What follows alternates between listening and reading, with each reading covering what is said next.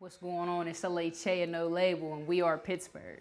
It's your boy Scoop TV. We back at it with another exclusive of We Are Pittsburgh. And who we got in the building again today, man? It's L.a.Chae and No Label. How y'all doing, man? We got a lot to talk about. You've been dropping non-stop heat. I always like to start the interview with just telling a little bit about yourself and where you came from. All right. I'm from Pittsburgh, born and raised. Man, what y'all want to know? It's a long journey for us to get to where we at. So yeah, as far as it's like how was it growing up in Pittsburgh? What side of the burg are you from?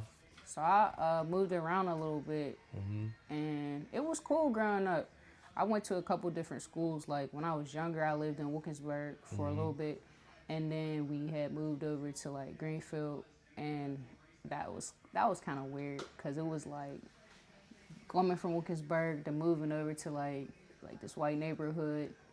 We was like kind of like the only black people there, so it was strange. It was different. Got called a lot of names and shit. Like, my bad. All right, yeah, it was different. Yeah. You know, as we grew up, we got to know the different people more. But at the beginning, it was definitely crazy. There's a lot of racism going on at that time, so I wasn't used to that coming from Wilkinsburg to moving over to a whole nother side of town where it's just like a bunch of white people for real. Yeah, that's crazy, that transition. Like, so how did it feel though, that transition? What you say as far as like going to Wilkinsburg to Greenfield, like the dynamic of it, like how did that make you feel, like moving from transiting to different neighborhoods? Definitely felt super different, like off rip. Just being me, who I was young, times probably like 8 or 9, and it was just different. I was always like animated, like turned up, fun, and a lot of times I always seem as like teachers trying to dim my light, like on some settle down, or you know, even if like I was competitive when I was younger, give other people a chance to do this or do that, and it's like, what you mean? Like, I'm doing me. Like, are you being yourself? So it was an adjustment. As I grew, people got used to me, basically. But I wasn't changing who I was for nobody, even since a kid. Like, this is me, this is who I am, and take me or leave me. Right. And I was gonna ask, so what would you say, like, did you just cut up when you was little? Oh, for sure. You used to be cut up and shit? For surely. I was turned up, like, but it was never on nothing like malicious, nothing bad. It was just like I always liked to have fun, like always. So, like I said, I was animated. Sometimes I guess a little too much, but it was never nothing on no shiesty, malicious, crazy. It was just like, okay, she's fun. Like, I want to be around her. I'm trying to have some fun too. Like, so let's go into it too. So let's fast forward a little bit. So originally, I remember you from music. So how did you start getting into the music and stuff like that? So I got into music when I was young. Like, I'm talking about like 9 years old. I love music ever since I was a kid. Everything about music, like. My mom always get me, like, for Christmas, she would get me, like, pianos, guitars, drums, and then we had got this new computer, and I used to record stuff on, like, they had, like, a voice memo on the computer, and I would record over beats on that. Then I ended up finding, like, a website where I could record tracks, like, real Studio Labs type stuff, and she got me this microphone from Radio Shack, and I used to plug it up to the computer, and I used to just rap over top of these beats. And then when I was probably like 5th grade, I started uploading them to Music MySpace because Soulja Boy was popping back then. Like, Soulja Boy, he was lit. So I was like, oh, if he's uploading these, I'm about to start uploading this stuff. So I start uploading stuff to Music MySpace, and then like my friends would be like, yo, that song's kind of hard, and then they would put it on a page. So I'm like, okay, this is lit. So that's where music really started for me. Yeah. And yeah. It just grew from there. I was gonna say, so like, who was you listening to around the time? Lil Wayne. You was like Lil Yeah. Weezy. Lil Wayne was like, he was the hardest to me. I thought like he was like his bars, the way he used to put stuff together, it was crazy. Like I always wanted to be like Lil Wayne when I rap. Like every time, like everything he was doing was just so hard to me. I was like, oh my goodness, did you hear what he said? Like he said this, he said that. So like when I would write my raps, I would try to figure out like super hard metaphors to try to like do what he was doing. And like I used to like his flows and how he would switch it up. Then when he started doing an auto tune, like I was like, oh, he's so hard. Like yeah, I love Lil Wayne. Yeah. So and now, as we can see, we're here at the warehouse. I see you was doing a lot of, you're doing the clothes now. So how did that come about, and when did you start doing it? So when I was younger, I used to always, me and my brother, we used to always do music. And then when we actually got older, no label came about, because when we was younger, the movement that we had was something that I made up in the 5th grade. So it was basically the same thing as no label, but it was called like FHTD, and it was basically stand for like fuck the haters, like you know. Yeah. So like when people would ask, like teachers would be like, yeah, like we like your music, but like what does this mean? And I'll just be like, you know, like yeah. So it's like, okay, so when we got a little older, I was telling them like we're kind of getting too old to be saying like this is our movement, like we have to make it more universal. And he's like, yeah, I agree. So we ended up coming up with no label because it was everything we stood for. Like what FHTD was, basically it was like fuck the haters, because they're going to say whatever. Like, so you got to do what you want to do what you got to do at the end of the day. So we just sat down and we was like, well, how can we make this come about to make more sense? Right, so that's where no label came about. Like, no matter what you do, people's going to try to label you. So you just got to be yourself and put on. So that's how no label came about. And we was doing music. Then we start throwing shows. Oh, yeah. Because we're at that, we're at that age now where I start learning different things and maneuvering and meeting different people. So we start throwing shows, and at the shows we would have merch. And I would design like just some shirts. So whenever people came out, like you got a souvenir for coming out. And that's how it started. Like people will like the material that we was dropping at the shows, and they're like, yo, how can I get one of these? And it's like, you got to come to a show. Yeah. If you want a shirt, you got to come to a show, and that's what it was. Makes sense, good marketing. Yeah, and then it started like getting to the point where people was just like asking for it, and people was like, why don't you start a clothing line? Because I could always dress, like, you know what I'm saying? Like, you should start a clothing line. And it's so funny because I tried to start a clothing line probably like couple years before that, and the design I made was cool. I still got the shirt. I just revamped it and redropped it. I'll show it to y'all.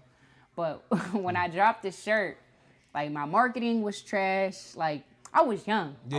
So like this is probably like 2014. Like my marketing was trash. The pictures was trash. Like everything around it was trash. But the shirt was hard. But marketing plays a big play, and like the internet wasn't as popping as it is now for like to get some stuff going. The quality on our phones wasn't as good. So like the whole campaign around it was just trash. So when I first dropped the shirts to start my brand,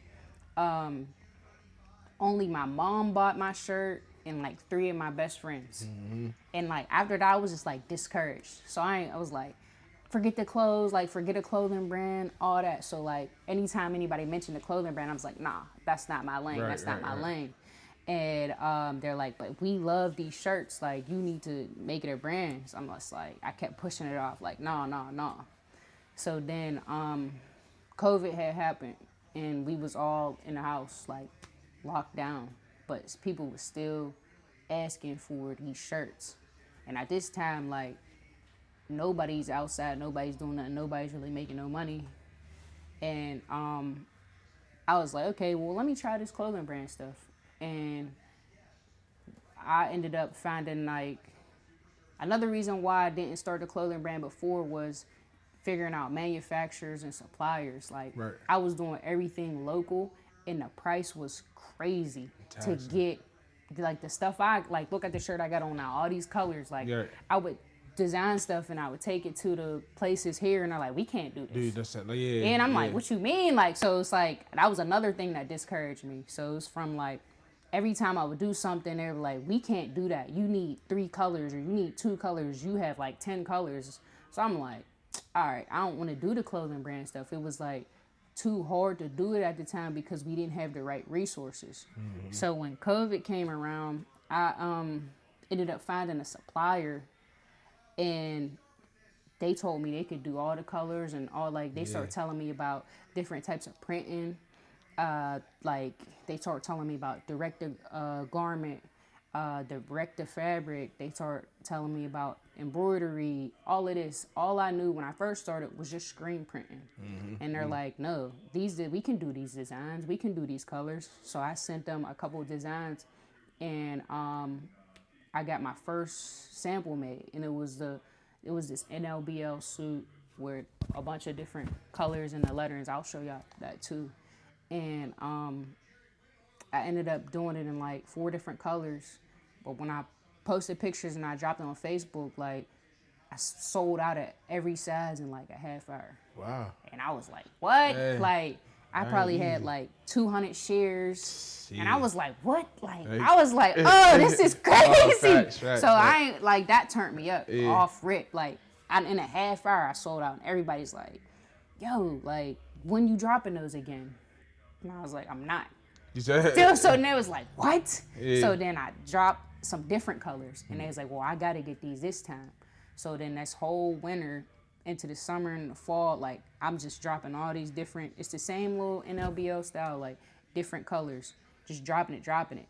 Then probably like that was going on for like 6 months. Now we're out at the stores and stuff. Like my mom would be calling me like, I just seen somebody in one of your sweatsuits. Yeah, like my people mom be be calling me geeking, everywhere like, yo, I keep seeing your sweatsuits everywhere. I'm like, yo, that's what's up. Like, you know, and then people start going up to people like, how you know her? How you know her? Yeah. Like it was cool though. It was definitely a cool experience. I remember somebody went up to my mom and was like, yeah, I see you got on, you know, one of my homie sweatsuits. And she was like, yeah, you know. And they're like, how you know her? And then she was like, how you know her? And then they said something like, yeah, she's kind of like, you know, like my sister. And then my mom just started cracking up. Like, she's like, huh? She's like, I'm her mom. They're like, I mean, like my best friend, like my best friend. And she's like, yeah, that's cool. So it was a good time, man. Now that's definitely dope. So this is We Are Pittsburgh. So I want to go towards and like speaking on Pittsburgh as a whole. What do you feel like we need to do here as a city to make it a little bit better? I feel like we need to collaborate more. There's so much talent here. Like, it's crazy how much talent we have here. But no one wants to work together. Right. It's like, this person might be lacking something that this person has. And they came together, it would be the ultimate product. And that's not just with clothes. It's with anything, music, anything artistic. We do not collaborate. And if it is a collaboration, it's very like clout based. So It's like, of course, a collaboration should be an exchange of value, hands down. But there's values in many different ways. Like people only feel like there's value within monetary and attention wise.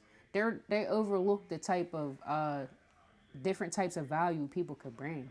So I just feel like if we work together more, then we could really take over and become a hub, because a lot of people swagger jack from our city to begin with. Like people don't really understand, like we are trendsetters. Like I've been so many different places and people always take to me, and this is places bigger than where we are. Like we're a small town. If we stuck together, we could really turn up. That's all. Literally. Man, that's real, and I 100% agree with that. Like, as we going to different cities I've been to, I see like a lot of people are at the top because they did it together. You know, they understand the foundation you got to build to get to that next level.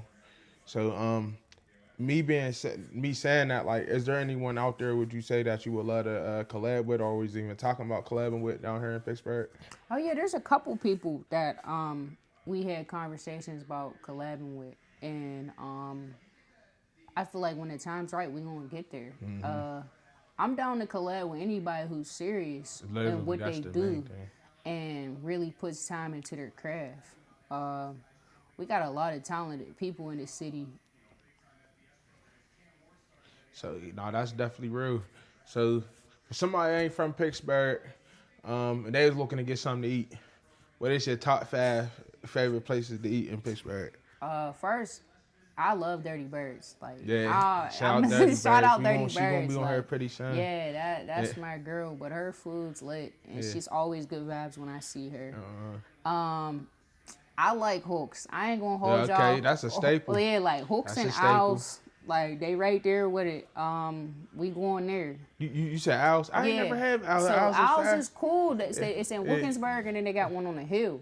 But I like they fish. Oh, okay. Yeah, I get their fish. Oh, and I think they got one in Duquesne too. But I like their fish. Like the chicken, of course, I'm gonna send them the Hooks. But their fish, fire.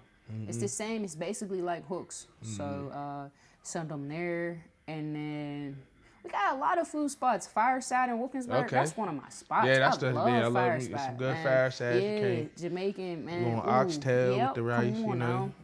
And then another spot that's pretty cool is Salvatore's. Their chicken. Yeah. That's top tier. And their pizza. My whole time living here, I don't think I only had it one time, but I remember it, so I know that shit's My good. mom used to get that all the time. All right, they be waxing in that bitch. Yeah, oh my gosh. The price is crazy. That's why, look, I'm not going, I might not take them there first. Yeah. But I'll mention it. It's an honorable mention. I'll put that in the honorable mention. Yeah. But there's this pizza spot in Oakland, one of my favorite spots, called Antoons.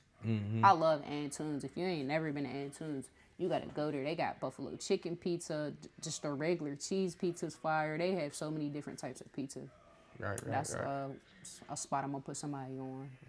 But I'm a chicken person, so like anytime I'm gonna really like tell somebody about something, it's gonna be there. And there's like so many different bar chickens I like. Like even I like going to Eon for food. H's is cool. Yeah. Visions. Fire too. Like we got so many spots. We definitely do. It depends on what you're looking for, but I like chicken. So yeah, me too. I'm gonna take somebody with some chicken and some soul food for real. Right. So let's even talk about. Let's step back a little bit. Like how was like your family household growing up? How was it? Like you had a good time in the crib. Oh, y'all was having a ball. Surely. So my mom got 6 kids. Yeah. So like we always like my 2 older sisters. They're probably like, what, 3 and 4 years older than me. And then the rest is younger. So my brother is probably like 3-4 years younger than me. My little sister, 3-4 years younger than me. And my little brother, like 8 years. It was lit. So my 2 older sisters, they never really home. So I was kind of like the older sister. Yeah. And me and my younger brother are super close. It's my dog, man. And I just wanted us to all be close, like, because I don't know, I'm like a family person. Like, yeah, I love family. And like me and my older sisters, we're cool, but they used to bully me a little bit. I ain't even gonna lie. Like, so I ain't want to do that to my younger siblings because they used to terrorize me. But it's all love now. It's funny looking back. So like I used to just like want to make it. I wanted them to be kids for as long as possible, for one, and for two, like. Just we had like a family code, like we wouldn't snitch on each other, try to get each other in trouble, but it was just always like to have fun and turn up. So we always had a good time. But my younger brother, the one he's like right after me, that's the one I did everything with. We did music with. We started No Label together, and we did everything together, for real. Nah, that is definitely dope. So if you were able to talk to your younger self, some advice you would have gave your younger self? Never stop being you. Like everything that you're doing is right. Like never stop being you, and don't let nobody dim your light. All right, so I see you got some pieces here, man. Yeah, this was the first design that I ever made. Wow. Yeah, I revamped it. and I actually screen printed these myself. Okay. Yeah, so this was a cool experience that I got to really see, like, all the work that goes in between it, because different screens that call for different things. Like, I had to do the colors first, Yeah. and then went over top with the black. How did is there something meaning behind the picture? So yeah, I really like when I used to draw a lot when I was younger. So like this was just a design I drew, and I thought it was cool because if you look inside, like it's like it's a picture within a picture. Yeah, it's a picture that's within hard. a picture. So she's looking at somebody kissing, and she's crying. So I was like, dang, that's deep. Like Yeah, that is. And then when as I start getting more into it, I'm like, this could mean a lot of things. Like we've all been there before. Like we was either the person that was like getting played or playing somebody. And it don't gotta be just on some love type time. It's just on some tables could always turn type time. And it could be anything that you're looking at into the distance. It could be your dreams, your goals, your memories, like. And I just thought this was pretty cool, and I wanted to put it on a shirt. That's dope. That's definitely dope. I appreciate it. And then this right here is the NxLvb3l famous design. Yeah, this was the design that everybody just loved and wanted. And it's crazy how I came up with this, because it was more so like the brand's no label, but I tried to condense it down to like no label. And then I wanted to do different colors inside of it, and people loved it. Yeah. I probably sold over 500 of these sweatsuits. Yeah. No lie. No lie. Like, I'm already knowing. And I had that piece. I had the navy blue, navy blue joint. And people still hit me up from years ago, like it's still holding out. Like, So like I thought that was fire. And then these right here was a collab between the shoes themselves. This is the shoes themselves. This is the first shoes that I dropped. And like the whole meaning behind the shoes was, for one, I used to be a sneakerhead. And I used to work at the shoe stores. Okay. Probably like for 10 years. I worked in different shoe stores. And I used to be like a sneakerhead, crazy. So I always wanted to make my own shoe. And whenever Crocs came back around, I'm like, okay, that's cool. And then when Yeezys came back around, I'm like, yeah. It was easier to make a foam shoe first before I got into sneakers, because it was like the molds and everything were cheaper for the foam shoe. But I also thought it was cool. But once I got the shoe down, I had to go through different samples and stuff. But I ended up making my shoe line dedicated to my brother, because I lost my brother, the one that I started the brand with. The one I did everything with, my boy, long live Lindell. That's my brother. He was killed a couple years ago. He went to the barber shop and never came out. So what I wanted to do was I wanted to do something to honor him and keep his name living on. His nickname was Deli, so I made the shoes Deli on, meaning that Deli will forever live on. That's hard. And what we do is we inspire people to step with power and to step with purpose. So that's where the shoes come from. And ended up doing a collab with my boy Bees, where he splattered paint all over the shoes and different colors, different one of these. And these were the first shoes I ever made, the foam shoes, and they're really popular still to this day. And then now, where I took it, just getting into different molds and working with different materials, is I'm working on a sneaker. And these are the 129s, the DeLeons. The significance behind the 129 is my brother's birthday. And like I said, all the shoes will be dropped under the DeLeon. Deli will forever live on. These right here, the pearl whites. I got a bunch of different, I got a pair on right now. I got a bunch of different flavors coming in this. And this is just the beginning. Just like we had the foam runners, now we got the 129s. I tell you, I'm a sneakerhead. We about to have a long line of these DeLeons like Jordans. That's really the goal that I see with it, and where I see it taking it. And I love the clothes, but the clothes, like, me getting into the clothes kind of came by accident. And I'll always be in and out of the clothes, but where I see it now, the clothing market is very, very oversaturated. Definitely. And a lot of it is not even fashion anymore. Like, I'm really into fashion. I'm into pieces and like that. we got shorts, we got pants, we got cargos. Like, it's more than just sweatsuits to me. So I'm transitioning from just sweatsuits and all that, but to actual collections, and then pieces like the bags and the shoes, scarves, just different stuff. So you'll be seeing a lot of different movements coming from me.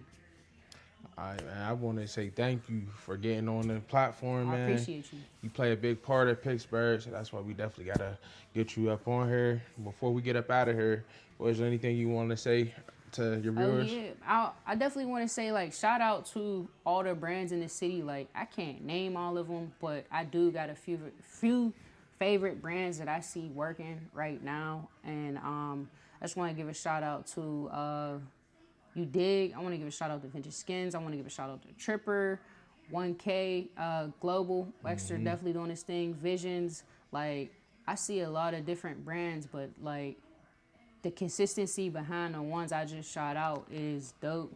And yeah, just wanted to put that out there. And then there's, I don't want to say I forget anybody, because there's a lot of brands in this city. So if I forgot to leave you out, I apologize. But I see everybody working and doing their thing. Keep it up. And once again, I appreciate you. This is another exclusive of We Are Pittsburgh. You feel like you want to get on the platform to talk about your story, coming straight out of the Berg, man. I just want to say thanks again, and that's it. Let's get it.